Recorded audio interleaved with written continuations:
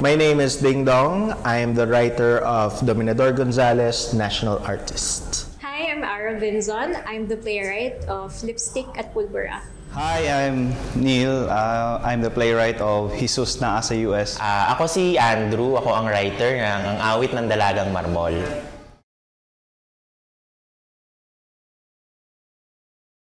Hello, I'm Elise Santos and I'm the playwright for Sa Babaeng Lahat.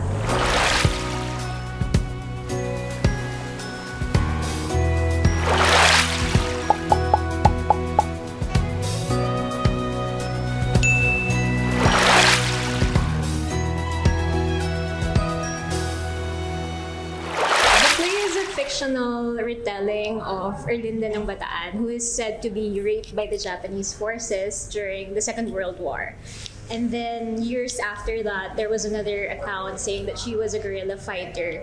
And so this play is an attempt to piece together all the narratives surrounding her name and to create a story that could explain how storytellers speak about war or speak about their truth during wartime that would remain relevant until today. It's generally about grooming and cancel culture and a lot of chismes about our artists. The play is actually very simple. It's a story that revolves around, centers around a woman named Luna who tries to find her way out of a very tumultuous life and a very traumatic past, and trying to make the right choices na despite all of these entanglements that are overlapping in her life. So simple lang po, very relatable din. Well, yung Awit ng Dalagang Marmol, basically, isa itong dula na patungkol sa isang kundiman, no, sa ating kasaysayan na pinamagatang Joselinang Baliwag. Dito sa dulang ito, matutuklasan ano ba yung kasaysayan ng kundimang ito. Sa Babaeng Lahat is about the story of 3 girls in an all-girls Catholic high school, and it explores their relationship between each other, God, sexuality, and their own selves. It actually took me years to write this story. This was my thesis from graduate school. Yung idea matagal nang namumuo sa isip, tapos it takes probably a few months before I sit down and write it. This was in my mind during the pandemic. So around probably 2.5 years talaga ang development ng script na to. Sa pagsusulat ng play, actually yung ideation niya o yung brainstorming ko way back 2018 pa. Hanggang sa maisulat ko yung first draft nung 2022 na, nung pasahan na nung Virgin Love Fest.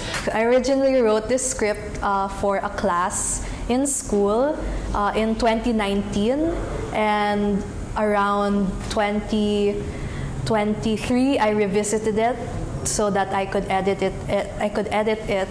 And I submitted it to VLF. I think playwriting never stops. It never stops. I think the writing is still ongoing. You keep on revising because sometimes you see nuances talaga, either nuances in characters that you forgot to put there, or new developments or new realizations from you as a playwright. Honestly, it took a lot of revisions, it took a lot of versions as well.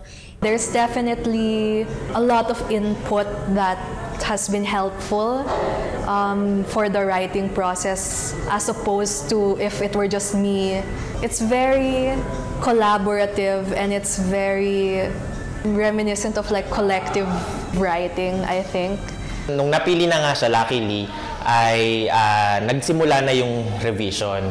Naging challenge siya sa akin kasi kailangan kong i-ground yung pagsusulat ng play sa research and then sa actual historical na mga pangyayari, na mga findings at syempre sa katotohanan nga nun. And then now, as part of Revisited, we had to have a new actor come in. So there's some revisions then to adapt to that. Pero in general naman, the point of the play is still there. So kahit mag-iba-iba yung actors, kahit mag-iba-iba ng punchlines every now and then or here or there, I think it's still buo. You know, this story is really close to my heart. The reason why I wanted to tell it is because it's a story from my hometown. It's a story from my province. And I really think it's important to record all the stories that we have, whether it's oral or already written but forgotten. I think it's important to retell those stories in a way that I am conversing with the text itself. This actually came from stories that I've heard growing up in my community, things like this happening. During the pandemic, I saw videos of yung trending sa TikTok, yung mga babaeng sasalubungin nila yung mga afam nila sa airport. Nung nag-trending yun, naalala ko, may mga kwento ako doon sa amin na katulad din ganyan. So why not write about it? No? Una sa lahat, nagsimula din naman sa personal fascination dun sa kantang to na naging interesado ako sa kanya kasi nga may ganito palang kanta noon na mahalaga sa kasaysayan. I think this play has a good chunk of myself in it. Definitely from the context of coming from an all-girls Catholic high school myself, having friends who may or may not be like the characters in the show. While it's not autobiographical, it definitely draws from very real places, very real contexts of what it's like to be a girl in a very traditional Catholic setting. Mostly my experience then. I like to write plays that I want to watch. So I want to watch comedies, I want to enjoy what's on stage. When it comes to audience experience, one of the most important things that I heard from Sir Glenn Mas was that I'm no longer presenting this inside the classroom. I'm also writing for the stage. Visual kasi ito yung development niya is talagang lifelike. So you always think of what the audience will think. You have to know your audience, anong kiliti nila, where you have to either question their beliefs or make them root for your characters, ganyan. Iniisip ko din paano to mas magiging entertaining din sa audience. Hindi lang siya na magiging lecture lang bato lang ng mga information. So I think nag-work din na may katatawanan yung play, tapos nagpasok din kami ng maraming ng mga hirit na relatable sa audience.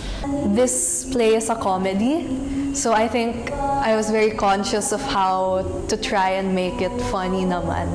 So you have to think of like how it will be received kasi. It will make me try to make the piece connect better with who is gonna be my audience.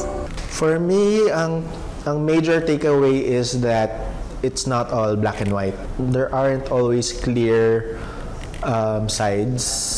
So kahit anong panig yung whichever side you're on, you're wrong to some extent, and it's all about compromise or, well, unfortunately, choosing the lesser evil. I hope they will leave the theater with the knowledge that it's important to remember our history, to remember the stories that live within us, because it's our legacy and it's our heritage. Gusto ko lang silang ma-realize din nila kasi marami tayong mga hugot sa buhay, mga baggages that sometimes stops us from doing the right thing. So sa play na to, ganyan kasi, talagang pipiliin niya kung anong tama, despite maraming sacrifices na mangyayari. So yeah, gusto kong ma-realize din nila dyan na life does not end with your choices also. There can be redemption also from your choices in the past, ganyan. Mahalaga din yung ganitong mga dula kasi kumukuha siya source material sa kasaysayan. So I think magandang encouragement din ito, hindi lang sa grupo ng mga taga-teatro, ng mga manunulat, kundi siguro sa broader audience na i-appreciate din nila yung kasaysayan, siguro balikan din nila yung mga nalilimutan ng bahagi ng kasaysayan natin na dapat maikwento, dapat ding mapayaman, mabigyan ng diskurso, discussion, at syempre buhayin.